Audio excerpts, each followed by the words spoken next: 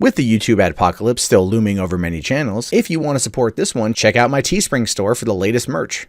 Hey, what's going on, everyone? My name is Matt Jarbo. This is $3 Theater, and I wasn't going to make a video on this whole Kelly Marie Tran thing, but I feel like it's important to talk about it because while I am critical of Star Wars, and I'm critical of Kathleen Kennedy and Rian Johnson, and the direction of things, and I was very critical of Rose Tico as a character, I've never felt one amount of ill will towards Kelly Marie Tran, or her portrayal, or her involvement. Being involved in a Star Wars movie, even a bad Star Wars movie, would still be an absolute utter dream of mine. It would be a dream come true. I could die happy knowing that I did it. And so seeing that she's erased her Instagram account following harassment from people over The Last Jedi is a problem I do think needs to be addressed.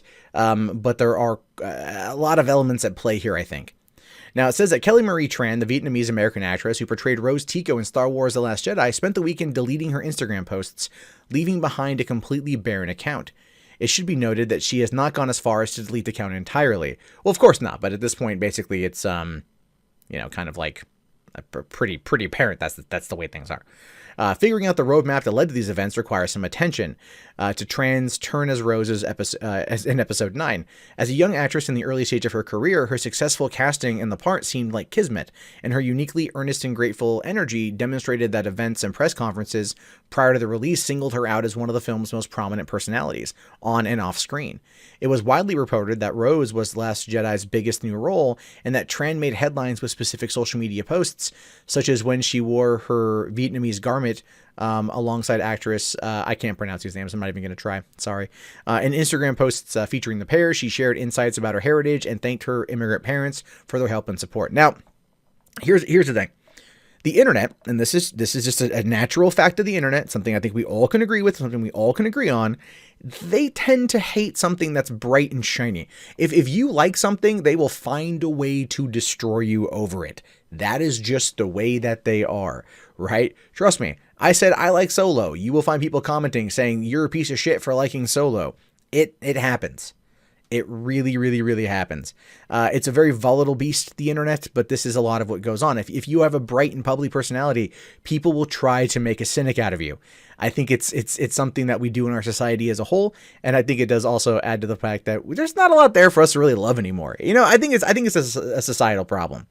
Being cynical on a few things is fine. I think it's good to balance out your personality, but when it manifests itself in a way that starts being targeted towards other people because they like something or don't like something, we find ourselves in a weird place. Now, listen, I'm in no way going to ever say that I've never added to that problem. I totally have.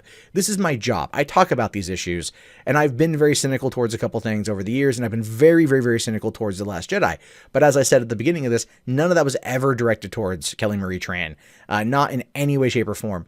And so I feel really bad that this happened. I do, because it's not something I ever want to see as a person being pushed off of social media because they can't take the bants anymore. But the thing is, it's not so much the bants. They're not giving the bants. They're not doling them out.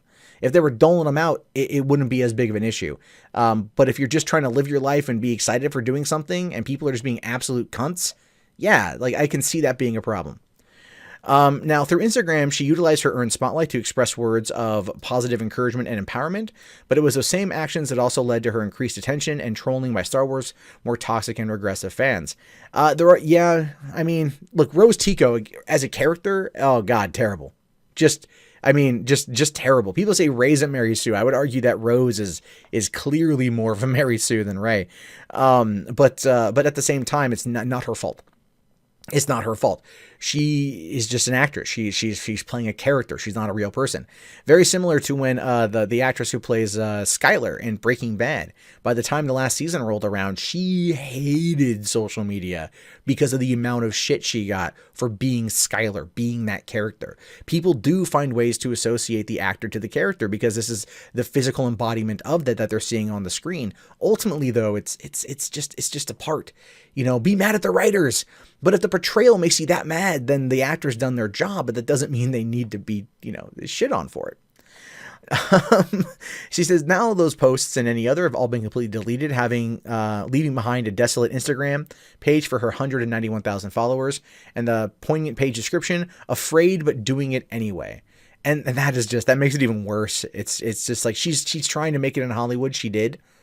And this is what's happening. And the similar thing happened with Jake Lloyd, with Fandom Menace and whatnot. He got a lot of shit from people over his portrayal of Anakin and the whole yippee thing. And it's definitely a kid's film.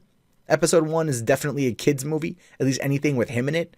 And it turned him off of acting. Even Hayden Christensen went to being a carpenter, went to carpentry, because he didn't really care much for the response that came out of his performance as Anakin. It seems like that's a relatively doomed role, regardless of who it is, right? If they ever make a young Luke Skywalker, which I don't think is going to happen now, that person's going to catch a lot of crap. Just imagine the crap that Alden Ehrenreich has gotten.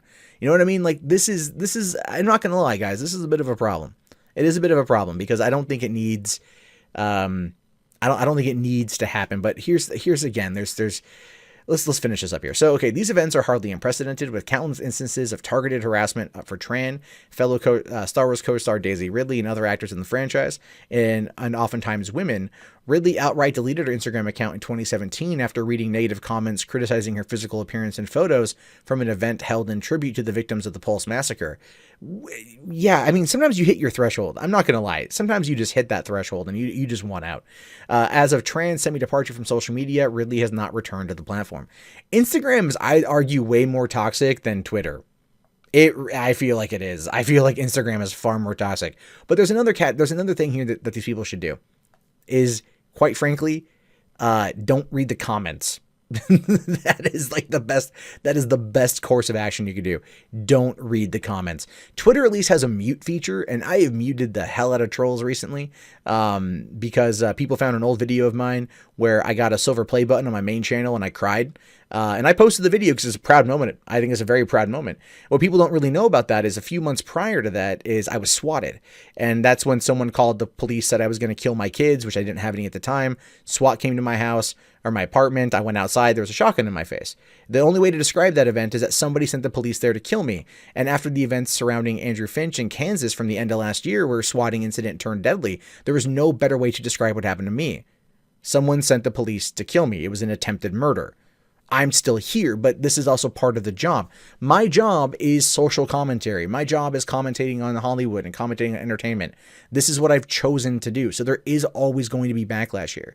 As a result, to these people, the best course of action is to just not engage, right? And I would love it if some people out there would also like call out a bit more of the really, really nasty stuff. Like, if you want to criticize her acting ability, that's fine.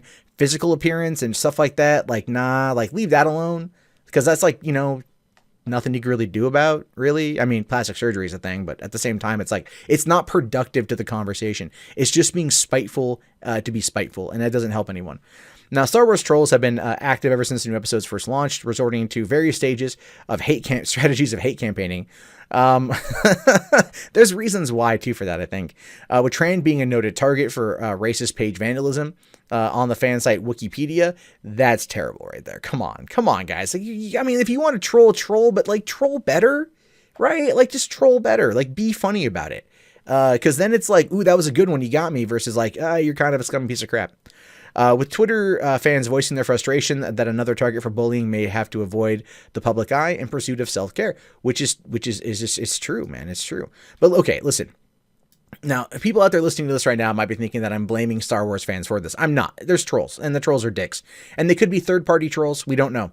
Okay, I was in Gamergate. Gamergate was a lot of third-party trolls coming in, and we caught the brunt of that. And we know people who weren't doing it. And we called out people we saw doing it, which is something that I maybe need to be a little bit better on myself. That's hard to do because I don't always see it, but I should be more active and call it out if it's not constructive, right? Or funny. Like, if it's just like really mean and spiteful shit, you know what I mean? Like, call it out.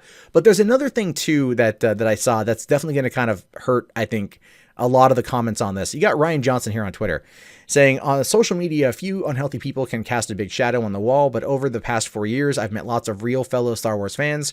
We like and dislike stuff, but we do it with humor, love, and respect. We are the vast majority who are having fun and doing just fine. And here's this whole thing with this particular statement from Johnson. A big part of that, of pushback against The Last Jedi, is aimed at him. His writing, his direction, the way he turned characters, how he's trolled critics online. And people don't like that. They don't like to be trolled online for having a valid criticism. At the same time, looking at it from his perspective, when he gets inundated and probably over inundated with many of the same comments, he probably becomes cynical and just says screw it and doesn't care. And that's a problem too, is that this is not something we should ever really treat, people like we should maybe find better ways to go about it. There's a big, people could argue Kathleen Kennedy gets the same thing because of how many anti-Kathleen Kennedy videos they are, but they also like to target, they want to target the best thing they can in order to deflect from criticism. Oh, you're attacking her because she's a woman, or because she's Vietnamese American, or things like that in regard to Kelly Marie Tran. Even though a lot of it could just be based upon her acting or based upon the character itself. This is a very, very, very, very, very, very, very complicated issue. Okay, I don't want to make that any less clearer. This is a huge, complicated issue, because where do you separate criticism and critique from trolling and harassment? Like there is a very fine line to walk, but I think most of it, like the vast majority of it's probably perfectly fine. But what happens is it's not so much the commentary as it is the repeated commentary, as it is the repeated attacks that probably. Or the repeated criticism that is just like you're one person. It's not dealing one-on-one with people. It's a bunch of people anonymously through different accounts. You don't know who they are, and they're all saying all this stuff about you. It can have an impact. It can have an impact. So I don't blame her for walking away. I don't blame Daisy Ridley for walking away. There are multiple times I want to quit Twitter because I'm like, man, F this. Like, it's just so stupid. Social media has hurt us more than it's helped us. But it's something to keep in mind. It's something to consider going forward. So anyway, I just wanted to kind of put my thoughts out there on Kelly Marie Tran. I don't think that it's all Star Wars fans. I don't think that it's people, even people subscribe to this channel. I don't think that it's you. I don't think that it's people like Geeks and Gamers in their audience, or Ethan Van Shriver. I don't think it's them. They're not the ones that are fostering this. I've listened to their commentary. While I disagree with it on many cases, none of it's ever aimed at people specifically in terms of physical appearance or anything like that.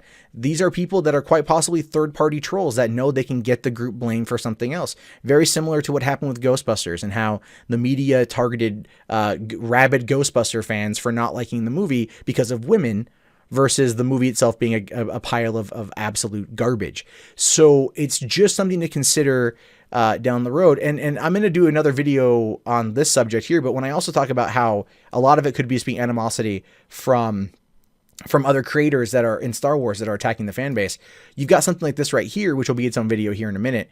Star Wars author Chuck Wendig calls Star Wars fans white supremacists, and they get mad. They get frustrated, and so they maybe this ends up happening. There's always going to be fallout from these events. There's always going to be splashes, and it can always have a negative impact. So anyway, what are your thoughts on this one? I really want to hear. Is there a threshold? Should she suck it up and take it? Is this good for her? Let me know in the comments below. My name is, of course, Matt Jarbo. This has been $3 Theater. Thank you guys very much for listening. I appreciate that.